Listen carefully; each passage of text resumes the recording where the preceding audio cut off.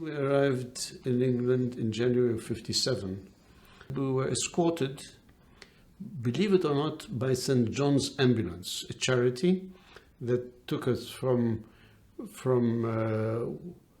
Victoria Station to Euston and escorted us to a disused army camp in Warrington between Liverpool and Manchester, where we were housed. This is where you remember what it's like to be a Jew, because both communities of Liverpool and Manchester came to find us to see how they could help. Mm-hmm. And they, the Liverpudlian Jewish community, offered us a disused cheder. I said, fine, since you're all going to be resettled, in the meantime, we as Jews will step in and you can have the use of this disused, no longer required cheder. So from being in a refugee camp in the middle of nowhere, suddenly we were allowed to live in Liverpool and to begin to make connections with the Liverpudlian Jewish community.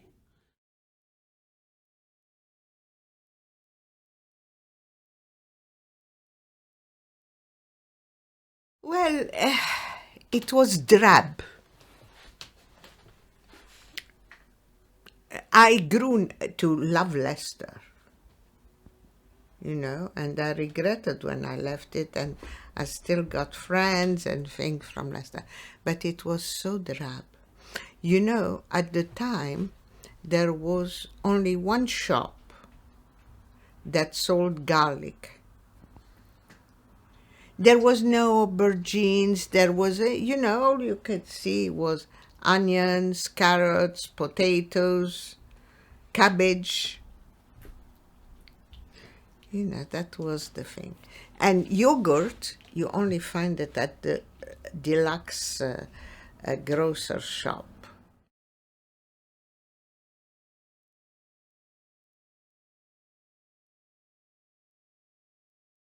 I've been in politics a very long time, and he was still alive when I got my first recognition from Islington. Britain.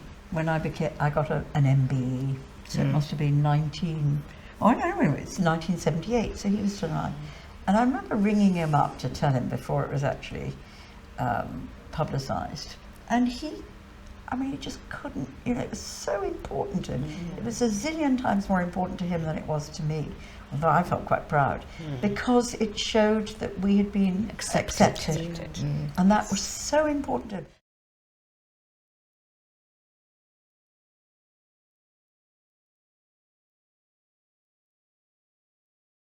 Because I was British, so I didn't have to be naturalized, but my father had been also a very prescient man. And he told me, when you get to England, go and regularize your situation. And he said, because the British Empire is coming to an end. And there are millions of people like us who have British nationality and have never been to Britain. And the British will say there is no Rome, which is in fact what they did. I feel more at home in England now than certainly I did when I came. But this is not because I changed and became more British, but because Britain became more foreign.